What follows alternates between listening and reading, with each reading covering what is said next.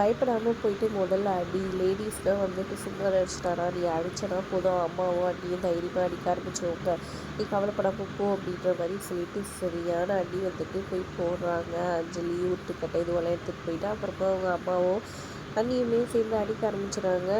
ஒரு கட்டத்தில் பாட்டியை போயிட்டு வந்துட்டு தலைக்கறி வச்சு அமுக்க பார்க்குறாரு மகேஷ். அப்புறம் அடி தாங்க முடியாமல் அங்கேருந்து எஸ்கேப் ஆகி ஓடி வராரு. இங்கே தடுக்க பார்க்க அங்கேருந்து வந்துட்டு எஸ்கேப் ஆகி ஓடுறாரு. அஞ்சலியும் முருகனும் துரத்துட்டு ஓடி போயிட்டு வெளியே வந்துட்டு கரெக்டாக காம்பனி எகிரி குதிக்க பார்க்குறாரு. அப்போ அஞ்சலி கரெக்டாக ஒரு பெரிய கல்லை தூக்கி தலைமை போடுறாங்க. தலையில் போய் அடிபட்டுருந்து இங்கே வந்து மறுநாள் காலையில் இதை பற்றி பேசிக்கிட்டு இருக்காங்க. அப்போ கரெக்டாக வந்துட்டு மகேஷ் வராரு.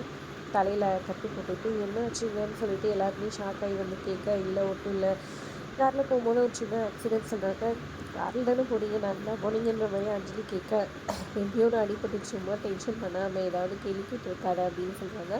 அப்புறம் நைட்டு இந்த மாதிரி ஒருத்தன் வந்துட்டான், பாட்டியை கொல்ல பார்த்தான், என்ன ஏதுன்னு ஒன்றும் தெரியல, நல்ல வேலை நாங்கள் தப்பிச்சோம் அப்படி இப்படின்னு சொல்லிட்டு பேசிட்டு பண்ணிகிட்டு இருக்காங்க. அப்படியா அப்படின்ற மாதிரி தெரியாத மாதிரி நடிச்சுட்டு கேட்டுட்டு சரி சரி மாப்பிள்ளை போய் ரெஸ்ட் எடுக்கட்டும், டயர்டாக இருப்பாருன்னு சொல்லிட்டு அவங்க அம்மா அனுப்ப சொல்லிடுறாங்க. நேராக ரூமுக்கு போயிட்டு தலையை பார்த்துக்கிட்டு அப்படியே யோசிச்சுட்டே உட்காந்துருக்காங்க.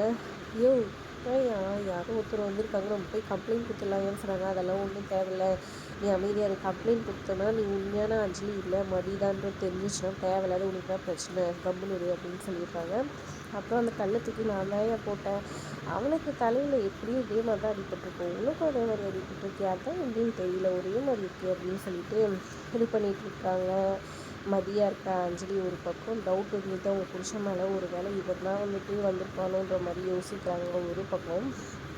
இன்னொரு பக்கம் இங்கே பார்த்திங்கன்னா துளசி வந்துட்டு காலையில் எழுந்துச்சி பூஜைலாம் பண்ணிட்டு இது பண்ணுறாங்க. அப்போ கரெக்டாக வெற்றி கிளம்பி வராரு.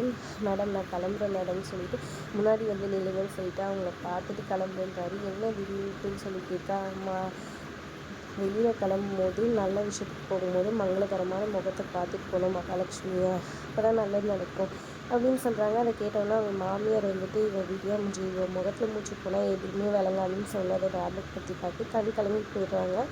என்னாச்சு மேடம்னு சொல்லி கேட்க, அதெல்லாம் ஒன்றும் இல்லைன்னு சொல்கிறாங்க. சரி இருந்தாங்க டிஃபன் எடுத்துகிட்டு போங்க, டிஃபன் கட்டி வச்சுருக்காங்க, அதை பேக்கோடு கொடுக்குறாங்க. ரொம்ப தேங்க்ஸ் மேடம். வெற்றி சந்தோஷமாக வாங்கிட்டு அங்கே வந்து போகிறாரு.